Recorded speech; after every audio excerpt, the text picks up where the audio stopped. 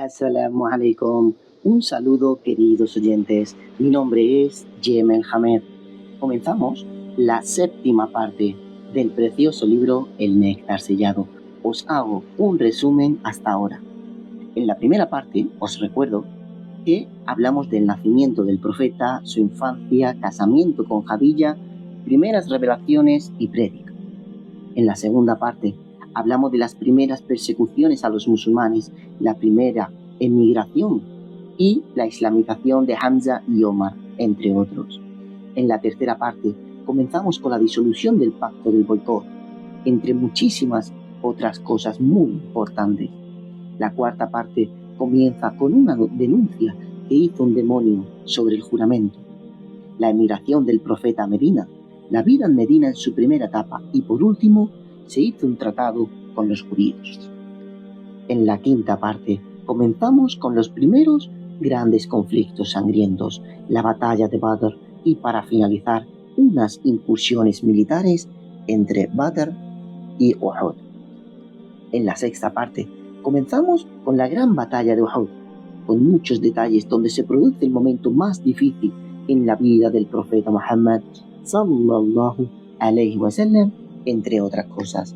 Y por último, y en la séptima parte, comienza con unas incursiones militares, con la batalla de los aliados, también conocida como la batalla del Pozo, la difamación a Aisha y el gran tratado del Hudaybiyah, que era muy importante.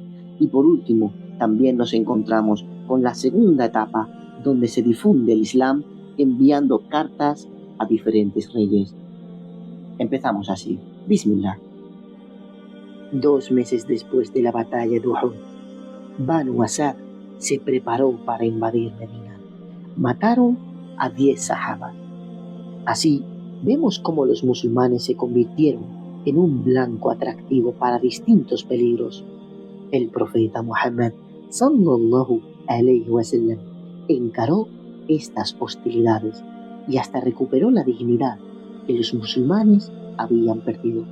Después, procedió para coronar su éxito despachando destacamentos militares en las siguientes misiones. Nombraremos algunas. Y dice, una de ellas es la misión de Abu Salama, otra, una misión liderada por Abdullah ibn Unais, otra, el incidente de Ar-Rashi'a, otra, la tragedia del valle de Ma'una. La siguiente, el ataque contra Bani al-Nadir. También se encuentra la incursión de Naid y la segunda batalla de Badr, que esta la explicaremos un poquito. Y dice así, cuando los musulmanes destruyeron el poder de las tribus árabes del desierto y estuvieron a salvo de sus ataques, empezaron los preparativos para enfrentar a sus enemigos mayores. Había pasado 1 año desde que combatieron a Quraysh en Uhud y ya era hora de enfrentarlos. En el año 626 después de Cristo, el mensajero de Allah sallallahu alayhi wa sallam partió hacia Badr junto a 1500 combatientes y 10 jinetes, siendo Ali ibn Abi Talib, el primo del profeta Muhammad sallallahu alayhi wa sallam, quien portaba el estandarte. El ejército de Abu Sufyan estaba compuesto por 2000 soldados, sin coraje, desanimados y temiendo las consecuencias de un combate. Abu Sufyan se volvió hacia la gente para, cobardemente, persuadirlos de que no era conveniente ir a pelear. Les dijo, oh tribu de Quraysh, nada es mejor que tener un año provechoso, un año en el cual los animales tengan donde pastar y tengan leche para que vosotros podáis beber. Pero veo que este es un año sin lluvia, por lo tanto, estoy retornando y os aconsejo que también vosotros regreséis conmigo. Parecía que su ejército estaba experimentando el mismo temor, dado que obedecieron sin mostrar la menor oposición. Los musulmanes que estaban en Badr permanecieron allí durante 8 días esperando la llegada del enemigo. Se beneficiaron durante su estadía vendiendo mercaderías.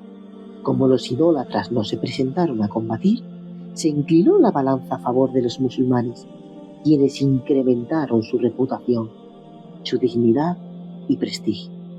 Y esto los condujo a imponerse en toda Arabia.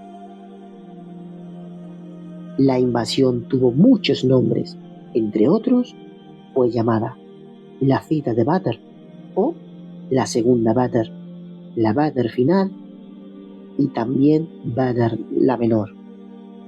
El profeta Muhammad sallallahu alayhi wa sallam creyó oportuno y apropiado dirigirse hacia las zonas más distantes de Arabia para dominar aquellos elementos hostiles y para ganarse el reconocimiento. Con estos claros y constantes progresos, sumados a sus inteligentes planes, el profeta Muhammad sallallahu alayhi wa sallam consiguió propagar la seguridad e hizo prevalecer la paz en toda la región. Los hipócritas fueron silenciados, los beduinos del desierto fueron sometidos y los enemigos de Quraysh no se enfrentaron a los musulmanes. Todo esto contribuyó a que los musulmanes reanuden la difusión del Islam y transmitan el mensaje proveniente del Señor de toda la creación. También hubo una batalla importante que se llama la batalla de Al-Ahzab, la batalla de los aliados, y dice así: 20 dirigentes judíos con algunas celebridades de Bani Nadir fueron a la Meca a negociar una perversa alianza con los Quraysh. Comenzaron estimulando a la gente para que ataquen al mensajero de Allah sallallahu alayhi wa sallam. La delegación hebrea recorrió distintas zonas de Arabia para convencer a las distintas tribus de incrédulos, bajo el liderazgo de Abu Sufyan. Era un gran ejército compuesto por 10.000 soldados. La verdad es que si hubiesen atacado a Medina sorpresivamente, hubieran exterminado a todos los musulmanes. Sin embargo, la autoridad dentro de la ciudad estaba alerta gracias a la fuerza de inteligencia que seguía de cerca los movimientos de los enemigos. El mensajero de Allah sallallahu alayhi wa sallam convocó a una reunión de urgencia para tratar con toda precaución el plan más conveniente. Se acordó seguir la propuesta de Salman al-Farisi de cavar fosas para la defensa. Los musulmanes, con el profeta Muhammad sallallahu alayhi wa sallam a la cabeza, dándoles coraje, colaborando con ellos y recordándoles la gran recompensa de la otra vida. Con mucho sacrificio y trabajo duro, comenzaron a cavar las fosas alrededor de Medina. Salmán había dicho: oh mensajero de Allah, cuando nos iban a atacar en Persia, solíamos cavar fosas para defendernos. Realmente fue un sabio y extraordinario plan. El mensajero de Allah sallallahu alayhi wa sallam rápidamente dio las órdenes para implementar el proyecto. Algunos acontecimientos que demostraban la profecía aparecieron en el proceso de la excavación. Jabir ibn Abdullah, viendo al mensajero de Allah sallallahu alayhi wa sallam con mucha hambre, sacrificó un cordero, cocinó algo de cebada y le pidió al profeta sallallahu alayhi wa sallam junto a algunos de sus compañeros que acepten su invitación. Pero el profeta sallallahu alayhi wa sallam reunió a todos los que trabajaban en la excavación, que eran aproximadamente 1000 personas, y la comida alcanzó para todos ellos e incluso sobró. Subhanallah. Asimismo, una mujer le entregó al profeta sallallahu alayhi wa sallam cierta cantidad de dátiles, los puso sobre su túnica y estos se incrementaron alcanzando para que coman todos sus seguidores. Otra muestra milagrosa de la profecía fue que se encontraron con una gran roca que les impedía seguir excavando. El profeta Muhammad sallallahu alayhi wa sallam tomó la pala y al tocarla, la roca se convirtió inmediatamente en arena. Subhanallah. La zona del norte de Medina era la más vulnerable. El profeta Muhammad sallallahu alayhi wa sallam comprendió que los aliados marcharían en esa dirección, por eso se excavó alrededor de la zona más vulnerable. Terminaron antes de que los idólatras llegasen. 3.000 musulmanes liderados por el profeta Muhammad sallallahu alayhi wa sallam salieron a enfrentar al enemigo politeísta con la absoluta convicción de la victoria proveniente de Allah. Se ubicaron en la montaña de Silá, con la fosa como barrera entre ellos y los incrédulos. Cuando intentaron atacar a los musulmanes y destruir Medina, los incrédulos se sorprendieron al ver una fosa profunda. Esto era una nueva estrategia desconocida para los árabes. Comenzaron a buscar lugares vulnerables, pero no lo encontraron. Los musulmanes arrojaban flechas. Amr desafió a los musulmanes a un duelo y Ali ibn Abi Talib fue designado para que lo enfrente. Después de un corto pero feroz encuentro, Ali ibn Abi Talib logró matar a Amr, obligando a los otros a que huyan con terror y pánico. No obstante, algunos días más tarde, los incrédulos intentaron desesperados ataques que no tuvieron resultado debido a la heroica y valerosa firmeza que demostraron los musulmanes. El profeta Muhammad sallallahu alayhi wa sallam, durante los acontecimientos ocurridos en la batalla de la fosa, no pudo realizar el salat a su debido tiempo, la oración. El profeta estaba tan indignado que invocó la ira de Allah sobre sus enemigos y le pidió que llene sus casas y tumbas con fuego, porque le habían impedido realizar el salat, la oración, en su debido momento. Allah, alabado, adorado y glorificado sea, creó algo que condujo al desacuerdo en las filas de los enemigos del Islam, y más tarde se produjo la derrota.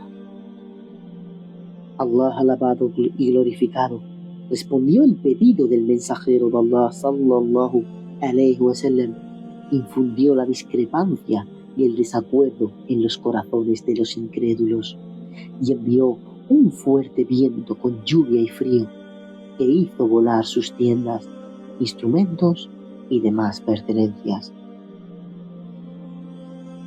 Esa helada noche, el mensajero de Allah sallallahu alayhi wa sallam envió a Hudayfa para que recoja información acerca de los movimientos del enemigo. Encontraron que se estaban preparando para partir con mucha frustración debido a que no pudieron cumplir con el objetivo. Ciertamente Allah subhanahu wa ta'ala cumplió su promesa, salvó a los musulmanes de enfrentarse a tan numeroso ejército, socorrió a su mensajero Muhammad sallallahu alayhi wa sallam y produjo un gran fracaso en la batalla de los aliados. La batalla de la fosa, también conocida, duró un mes aproximadamente. No hubo enfrentamientos importantes. Sin duda, fue una de las batallas más importantes del Islam. Se comprobó que ninguna fuerza, por más grande que sea, podría exterminar a la creciente comunidad musulmana. Ahora comenzamos con una incursión llamado Incursionando contra Banu Qurayza. Y dice así: el día en el que el mensajero de Allah sallallahu alayhi wasallam regresó a Medina después de la batalla y mientras estaba paseando en la casa de Salama, fue visitado por el ángel Jibril, el ángel Gabriel, quien le pidió que tome su espada para dirigirse a Banu Qurayda y combatirlos. El ángel Jibril le dijo que partiría junto a un ejército de ángeles para atemorizarlos en sus fortalezas e infundir temor en sus corazones. El mensajero de Allah, sallallahu alayhi wasallam, inmediatamente ordenó al muazín para que anuncie el enfrentamiento con Banu Qurayda. Le entregó el estandarte de guerra a su primo Ali ibn Abi Talib. El profeta Muhammad sallallahu alayhi wasallam había salido con 3000 soldados de infantería y 30 jinetes. Cuando se dirigían al encuentro con el enemigo, llegó la hora de rezar la oración de la tarde. Algunos musulmanes se negaron a rezar hasta que derroten al enemigo, mientras que otros la efectuaron en su debido momento. El profeta Muhammad sallallahu alayhi wasallam no objetó a ninguno de los dos grupos. Cuando llegaron a las fortalezas de Banu Qurayda, las atacaron con ferocidad. El jefe de los judíos, indignado, les dijo: ustedes nunca fueron decididos cuando había que serlo desde el día en que nacieron. Viendo el desfavorable futuro que les esperaba, hicieron contactos con algunos musulmanes para enterarse qué era lo que les esperaba. Al preguntarle qué iba a pasar con ellos, señaló su garganta diciendo que lo mataría. Inmediatamente se dio cuenta que había traicionado la confianza del profeta sallallahu alayhi wasallam. Por esto fue una batalla de valor, debido a que Allah infundió temor en los corazones de los judíos y su moral terminó por desaparecer. Sa'ad permanecía en Medina, dado que tenía una mortal herida recibida en la batalla de los aliados. Fue convocado y llegó montando una mula.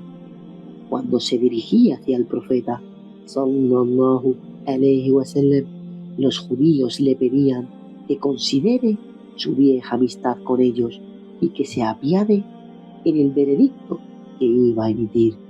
Sa'ad permanecía callado. Cuando llegó, desmontó con la ayuda de algunos hombres y le informaron que los judíos estaban de acuerdo en aceptar su veredicto. Sentenció que todos los hombres de la tribu sean ejecutados y sus bienes sean divididos entre los soldados musulmanes. El profeta Muhammad sallallahu alayhi wasallam aceptó dicho veredicto. Después de la guerra con Banu Qurayda, las heridas de Sa'ad empezaron a sangrar desde su cuello mientras se encontraba en la tienda que el profeta Muhammad sallallahu alayhi wasallam había hecho para él en la mezquita, para que pueda seguir de cerca la evolución de su estado. La gente se alarmó cuando vio la sangre que se dirigía hacia ellos. Ellos dijeron: oh habitantes de la tienda, ¿qué es lo que viene hacia nosotros desde vuestro lugar? Era la sangre que emanaba de las heridas de Sa'ad, que en ese momento falleció. El mensajero de Allah sallallahu alayhi wasallam dijo: el trono del misericordioso tembló por la muerte de Sa'ad ibn Mu'adh. Tirmidhi registró que cuando su féretro fue transportado, los hipócritas dijeron que era muy liviano.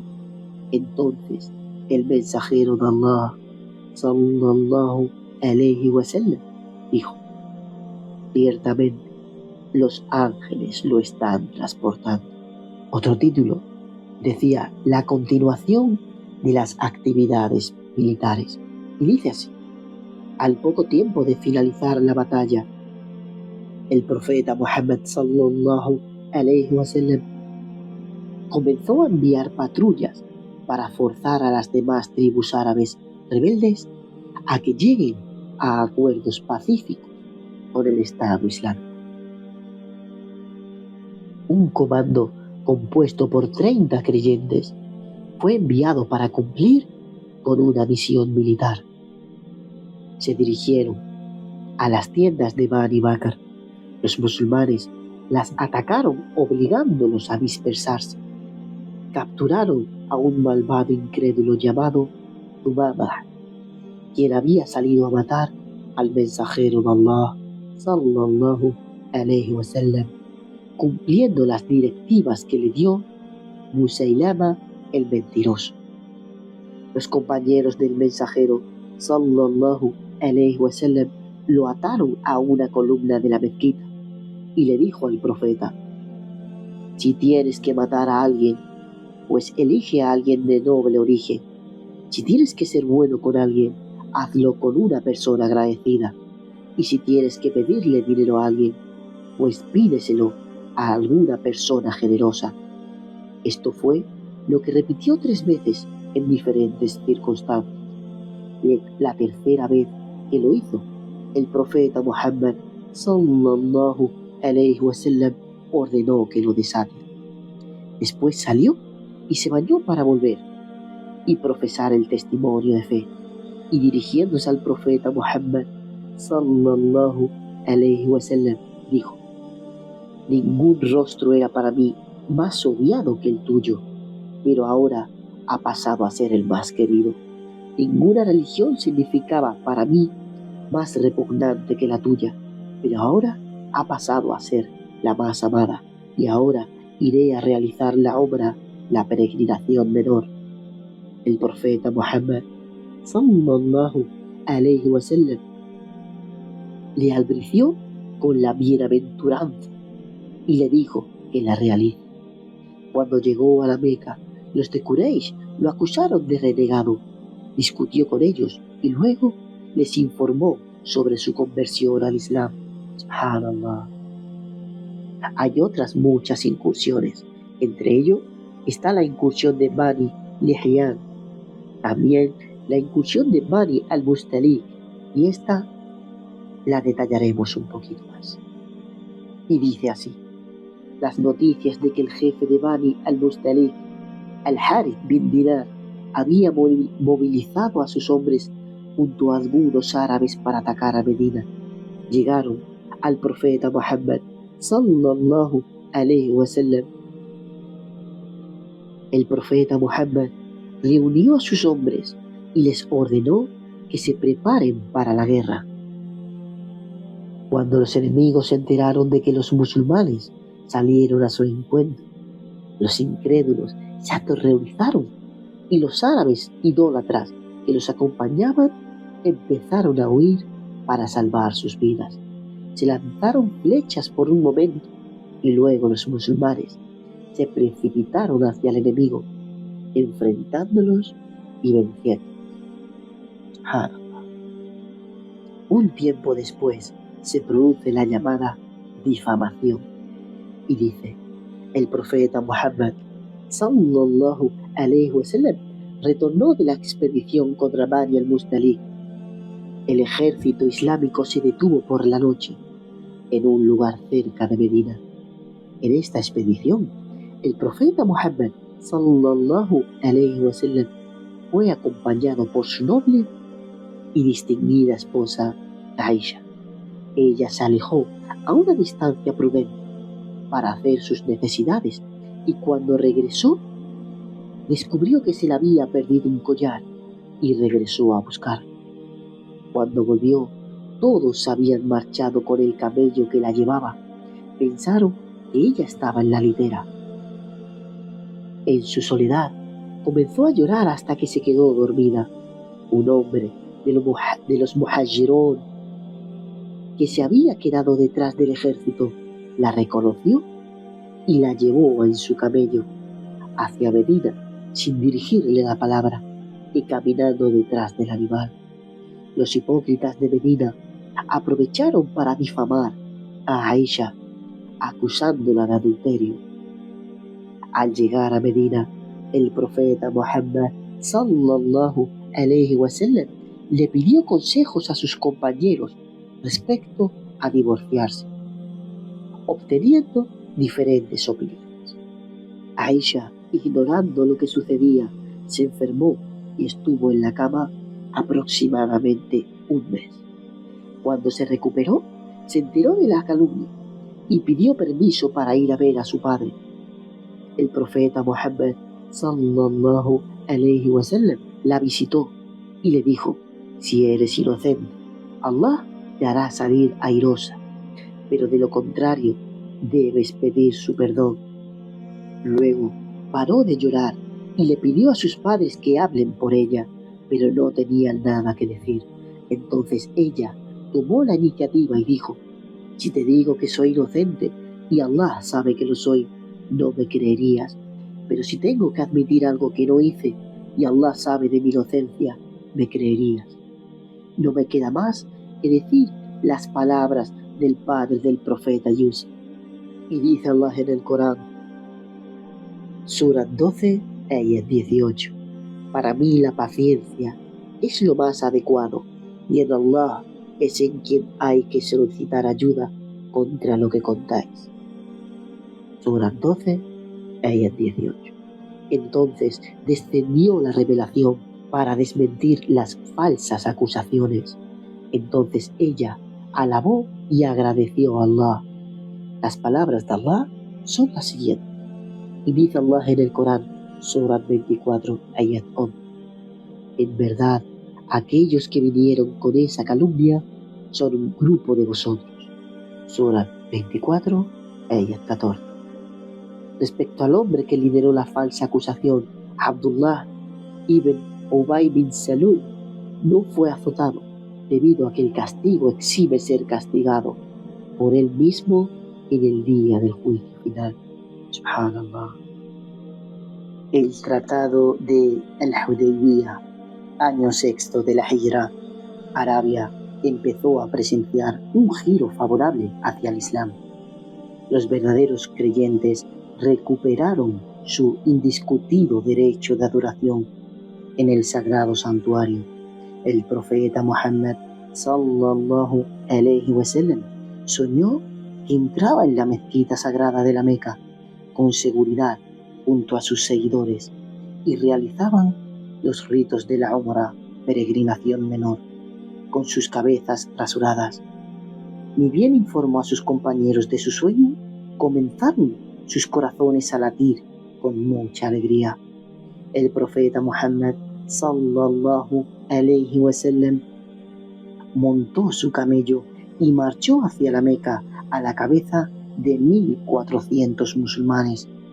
Cuando se aproximaron, ordenó que enguirnalden a los animales del sacrificio y que asuman el ihram, la vestimenta para realizar los ritos de la peregrinación. Luego envió a una persona para que recoja información del enemigo. Este hombre regresó para informar que una gran cantidad de esclavos, junto a un gran ejército, estaban reunidos para enfrentarlos, y la ruta hacia la Meca estaba completamente bloqueada. El profeta Muhammad sallallahu alayhi wasallam consultó a sus compañeros, quienes opinaron que los deberían enfrentar si estos les impedían el acceso a la Meca. Cuando los musulmanes alcanzaron un lugar llamado Zaniat al-Marar, el camello del profeta tropezó y se arrodilló sin querer continuar.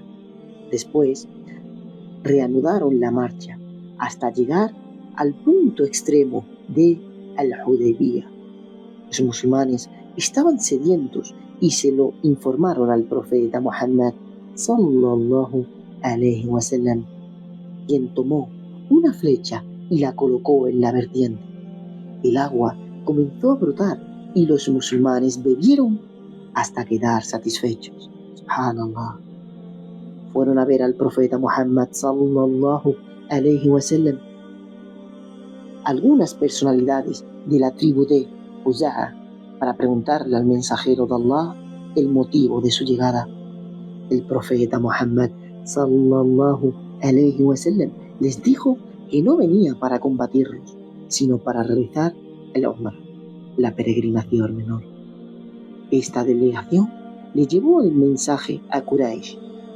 Después le enviaron a otro delegado llamado Al-Hulais, quien se impresionó mucho al ver el espíritu de devoción de los musulmanes que sentían por la Kaaba sagrada. Y cuando regresó a su gente, les advirtió sobre impedir a Muhammad sallallahu alayhi wa sallam y a sus compañeros el visitar y honrar la casa de Allah, debido a que si lo hacían, ponían en riesgo la alianza que él tenía con ellos. Después fue a Urwa para negociar con Muhammad sallallahu alayhi wa sallam.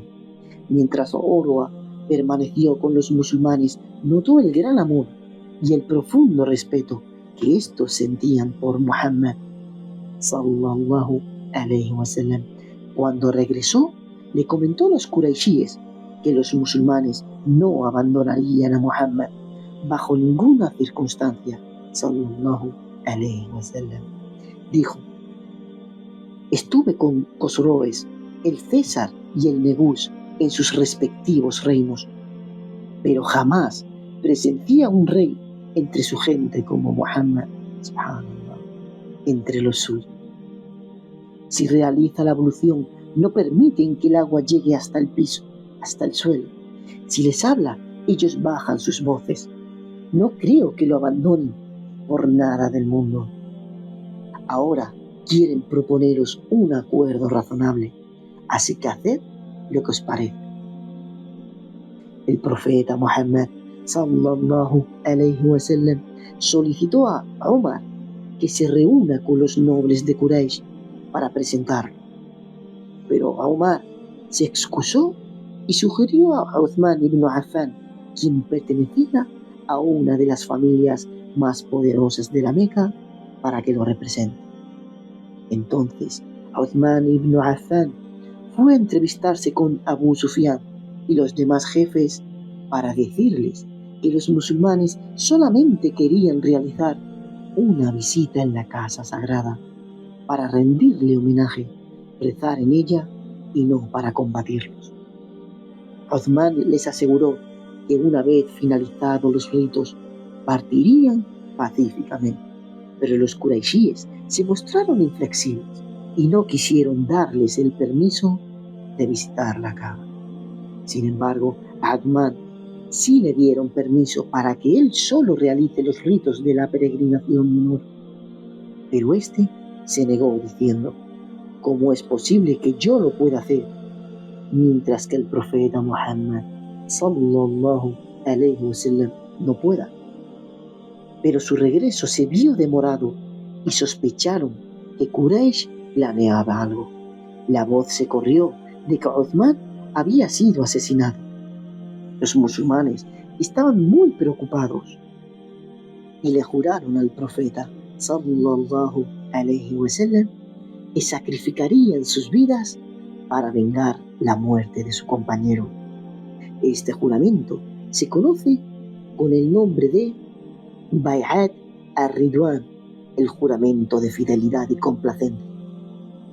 Este juramento fue dado debajo de un árbol, con Umar sosteniendo la mano del profeta y Ma'aqil ibn Aysar sosteniendo una rama del árbol. El noble Corán se refiere a este acontecimiento con las siguientes palabras, y dice Allah en el Corán: ciertamente Allah se ha complacido con los creyentes cuando te juraron fidelidad bajo el árbol. Surah 48, ayat 18. Cuando los Quraishíes vieron la firme determinación que los musulmanes tenían en derramar hasta la última gota de sangre en defensa de su fe, entraron en razón. Después, intercambiando mensajes, acordaron concluir un compromiso de paz y reconciliación con los musulmanes. Las cláusulas del tratado eran las siguientes. Punto número 1. Dice: los musulmanes regresarán esta vez a sus hogares, pero podrían volver el año próximo y permanecer en la Meca solamente 3 días. Punto 2. No vendrían armados excepto con sus espadas envainadas. Punto 3. Las actividades bélicas se suspenderían por 10 años. Punto 4. Si alguien de Quraysh quería unirse a Muhammad sallallahu alayhi wa sallam sin el consentimiento de Quraysh, tendría que ser devuelto a Quraysh. Pero si cualquier seguidor de Muhammad sallallahu alayhi wa sallam quisiera retornar a Quraysh, podría hacerlo sin ser devuelto. Punto 5. Quien quiera hacer un convenio con Muhammad sallallahu alayhi wa sallam o unírsele tendrá la libertad de hacerlo. Del mismo modo que quien quiera hacerlo con los Quraysh también lo podría hacer. Y estos son los puntos. Algunas disputas surgieron. Por ejemplo, Ali ibn Abi Talib actuaba como escriba. Empezó escribiendo en el nombre de Allah, el más misericordioso, el más compasivo. Pero el representante de los incrédulos de la Meca, Suhayl ibn Amr, no aceptó, declarando que no conocía al misericordioso e insistió para que se comience con la fórmula acostumbrada: en tu nombre, oh Señor. Los musulmanes se quejaron, pero el profeta Muhammad sallallahu alayhi wa sallam estuvo de acuerdo. Después continuó dictando: esto es lo que Muhammad, el mensajero de Allah, acuerda con Suhayl. Pero Suhayl tampoco estuvo de acuerdo y dijo: si pensáramos que eres el mensajero de Allah, no te hubiéramos prohibido ingresar en la Meca y no te hubiésemos combatido. Le solicitó que se escriba en cambio su nombre y el de su padre. El profeta Muhammad sallallahu alayhi wa sallam accedió debido a que estaba en juego los intereses del Islam. Mientras el tratado estaba siendo escrito, Abu Jandal, el hijo de Suhayl, que había entrado en el Islam, apareció en escena. Fue brutalmente amarrado y lo privaron de alimentos. El profeta Muhammad sallallahu alayhi wa sallam y sus compañeros se conmovieron y trataron de rescatarlo, pero intervino Suhayl y dijo: espero que cumplas con lo que acordamos.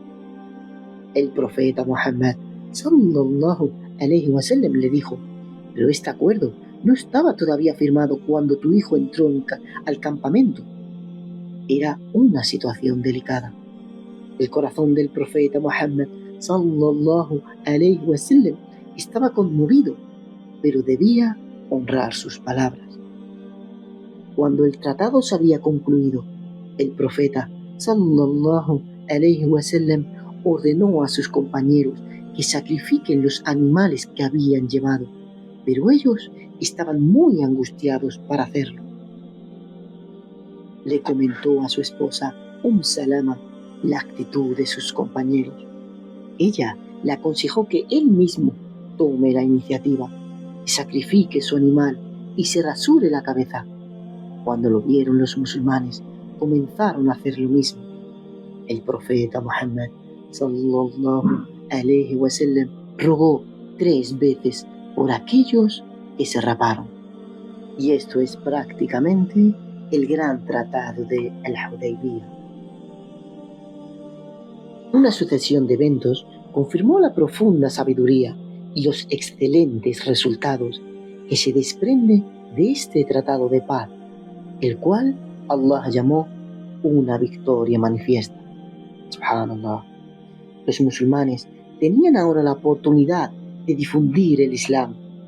Los oyentes abrazaban el Islam. En los 2 años siguientes a la firma del acuerdo, mucha gente entró al Islam. Esto lo demuestra el hecho que el profeta Muhammad sallallahu alayhi wa sallam salió hacia el Hudaybiyah con 1.400 hombres, pero cuando salió para conquistar la Meca, 2 años más tarde, lideró a 10.000 hombres.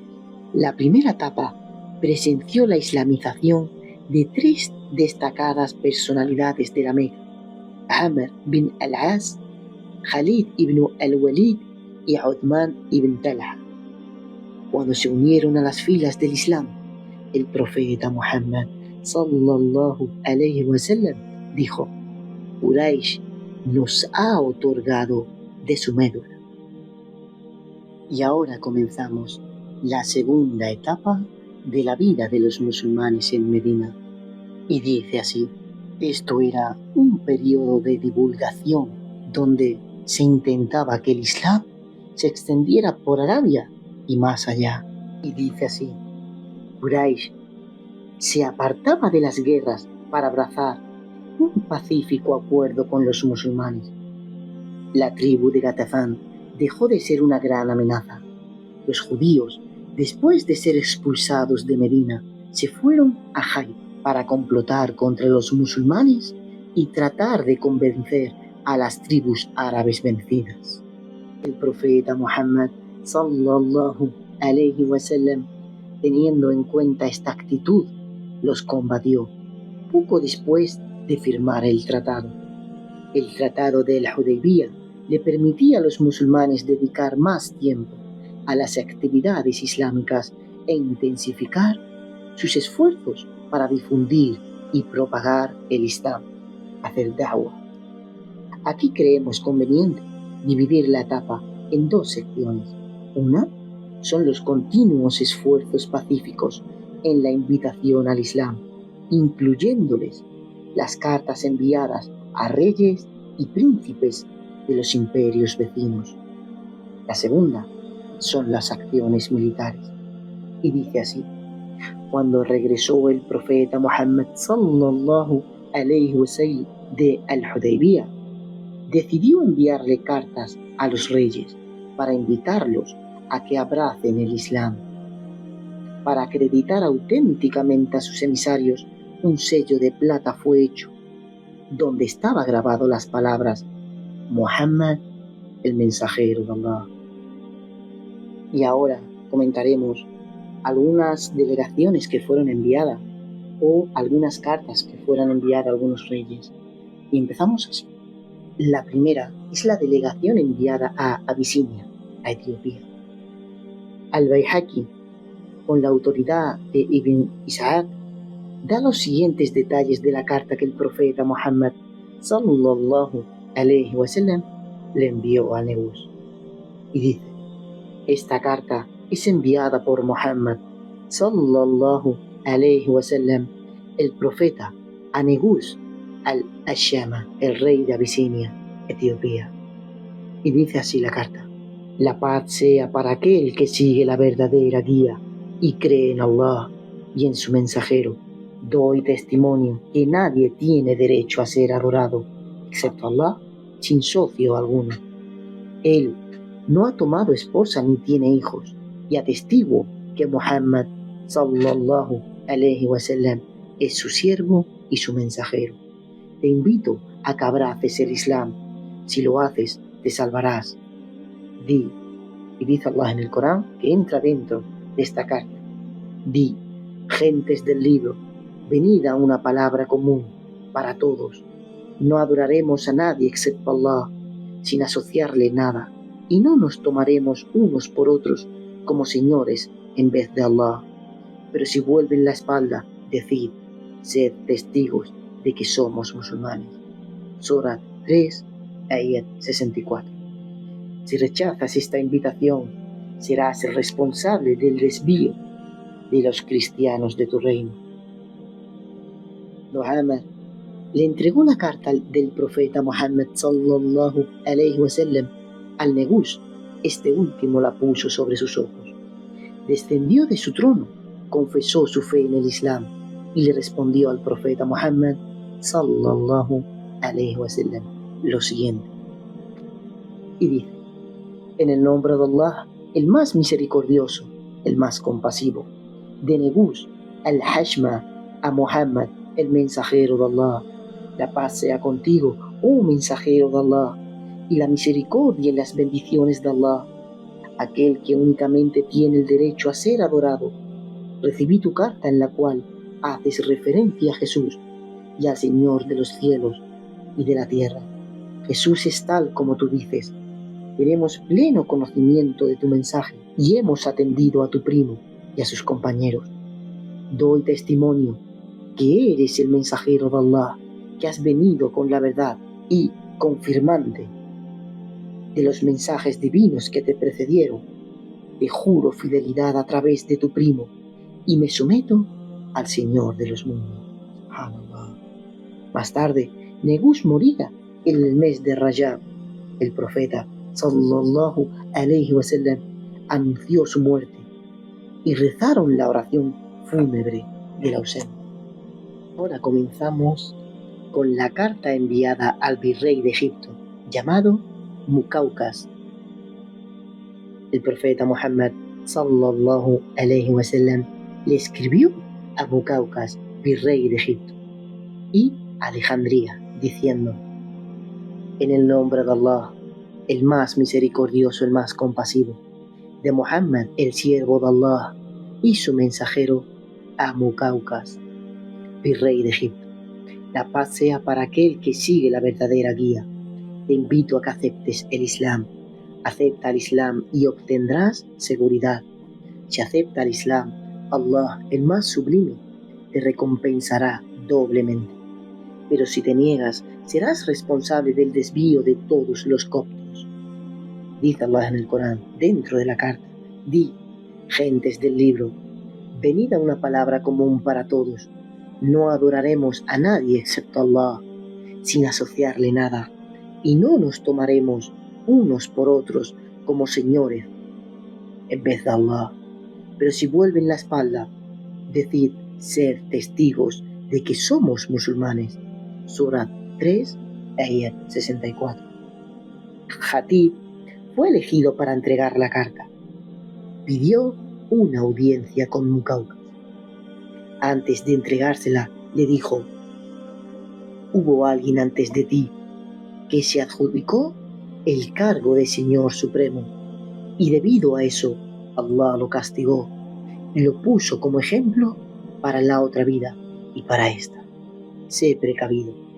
Muqawqas dijo: no abandonaremos nuestra religión excepto por una mejor. Después leyó la carta y dijo: estoy convencido que este profeta no trae nada abominable. Él no es ni un hechicero ni un adivino. Posee los signos de la profecía. Por eso consideraré el asunto con mucho cuidado. Muqawqas no aprovechó esta gran oportunidad para abrazar el Islam finalmente. Comenzamos también con la carta para Cosroes, emperador de Persia, que prácticamente dentro de la carta decía lo mismo que los anteriores. Abdullah ibn Hudhafa fue elegido para llevar la carta. Se la entregó al rey de Bahrein.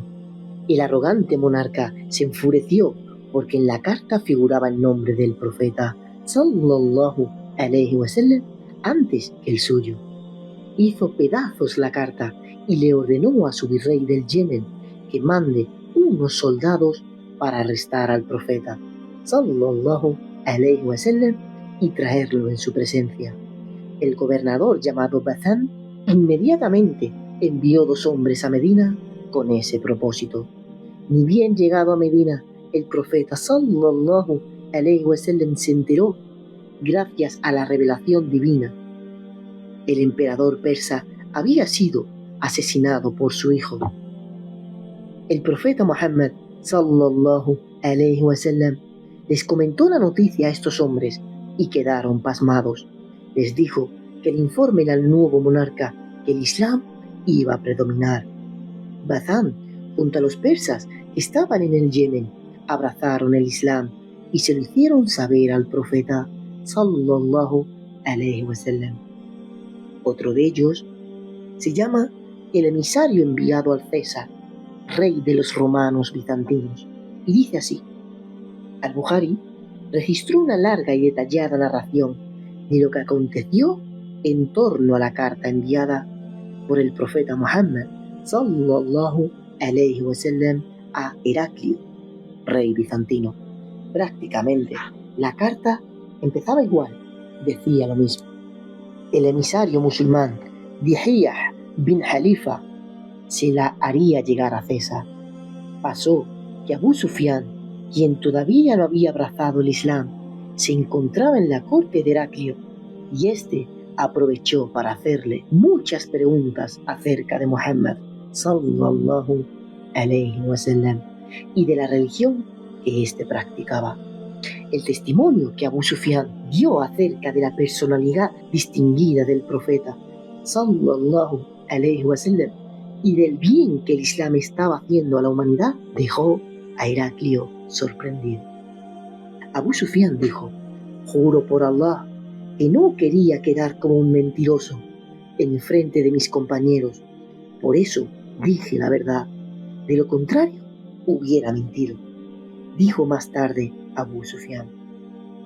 El testimonio de Abu Sufyan fue el siguiente y dice: Muhammad desciende de una noble familia. Ninguno de sus antepasados fue rey. Sus seguidores, en su mayoría, son los pobres y aumentan cada día.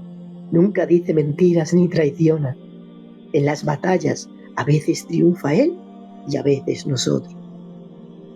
Le ordenó a la gente que obedezcan y adoren solo a Allah, sin asociarle nada, abandonando la creencia de nuestros antepasados. Nos ordenó que recemos, seamos honestos y que mantengamos los lazos de parentesco.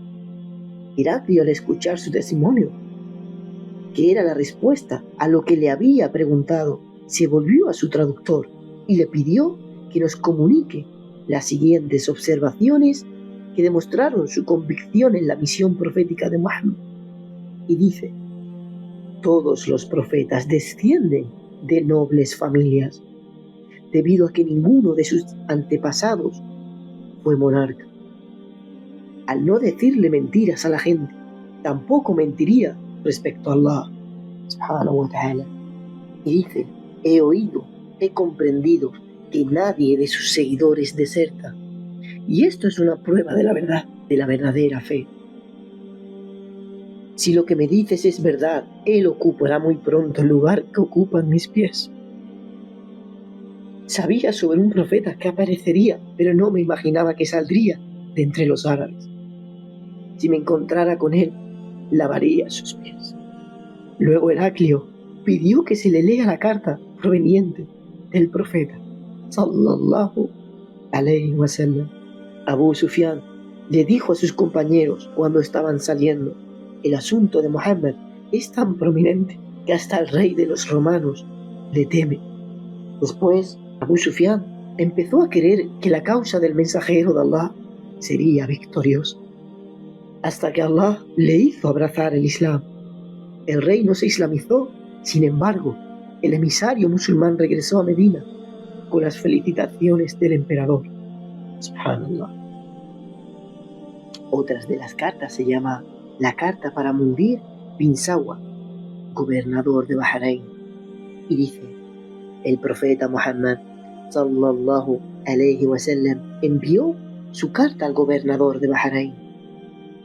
Al-Mundir bin Sawa le respondió con la siguiente carta y dice: mensajero de Allah sallallahu alayhi wa sallam, leí tu carta en la cual haces extensiva la invitación al Islam a la gente de Bahrein. Algunos de ellos aceptaron el Islam, mientras que otros no lo hicieron. En mi país viven zoroastrianos y judíos, y te pido que me digas cómo los debo tratar. El profeta Muhammad sallallahu alayhi wa sallam le envió una carta respondiéndole lo siguiente y dice: en el nombre de Allah, el más misericordioso, el más compasivo. De Muhammad, el mensajero de Allah, a Mundir bin Sawa.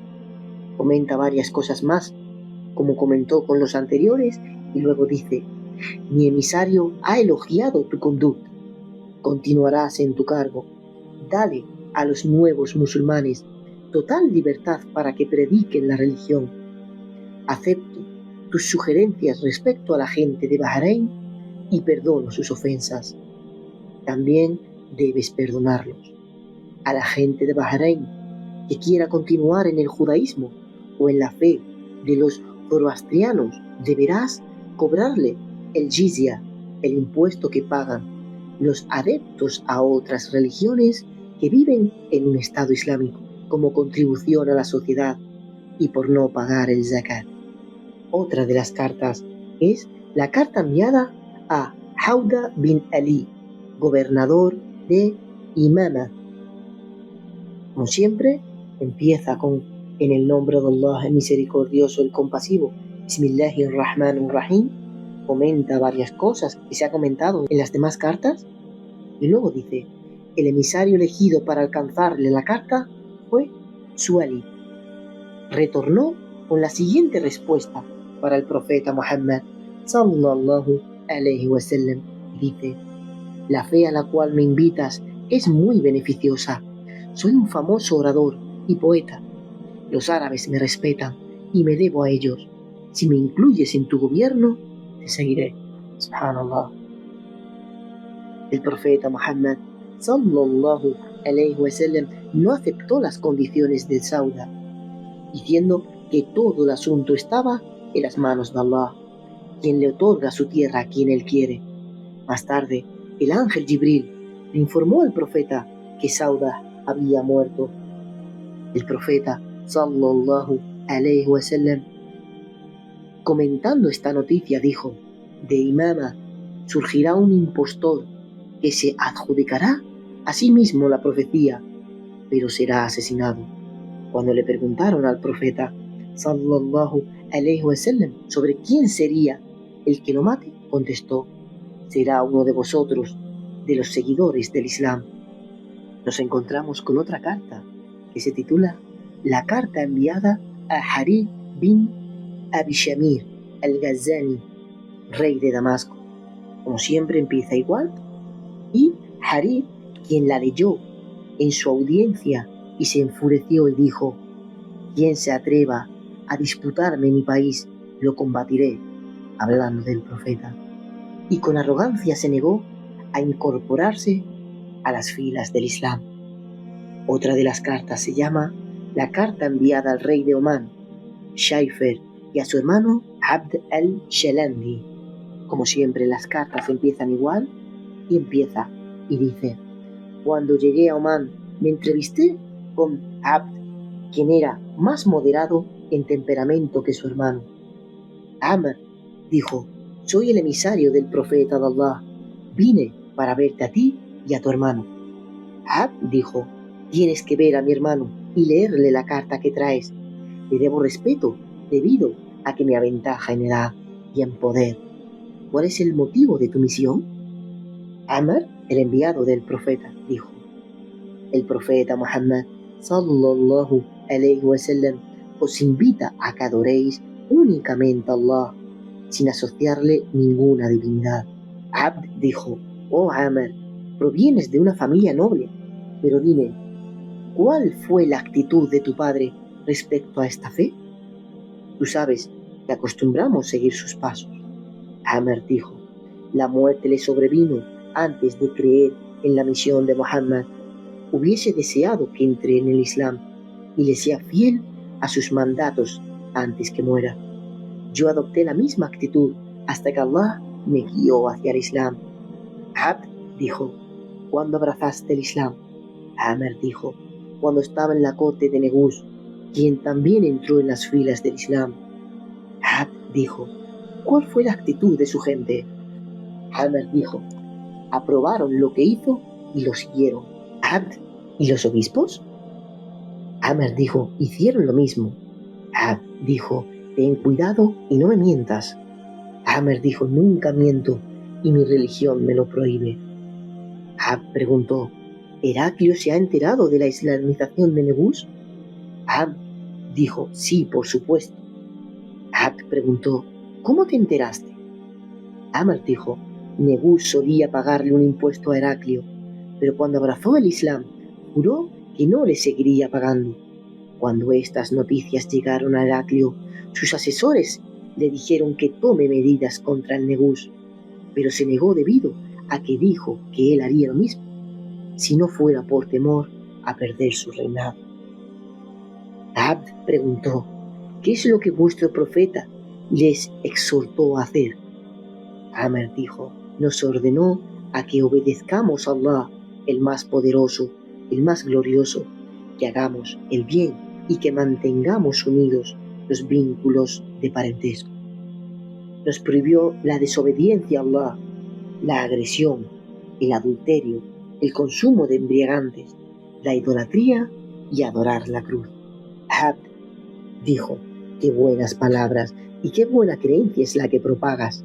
Espero que mi hermano me siga en la aceptación de Muhammad sallallahu alayhi wa sallam como profeta y acepte su religión. Amr dijo: si tu hermano se somete al Islam, el profeta sallallahu alayhi wa sallam le permitirá mantener la autoridad sobre su gente y recogerá la contribución social, el zakat, de los ricos para distribuirlo entre los pobres. Abd dijo: esta es una conducta muy buena, pero ¿de qué se trata este zakat? Amr dijo: es una orden divina que implica tomar de los bienes excedentes de los pudientes para distribuirlos entre los pobres y necesitados. Abd dijo: dudo que esto funcione con nuestra gente. Amr se quedó unos días hasta que fue admitido en la corte. Luego le entregó la carta. Sin embargo, después de una conversación en privado, ambos hermanos reconsideraron la situación y entraron en el Islam probando ser sinceros. Ahora se producen las hostilidades después de Al-Hudaybiyah. Se produce una incursión llamada la incursión a Duqarat, y dice así: el lugar fue Duqarat. Este incidente ocurrió 3 días previos a la batalla de Khaybar.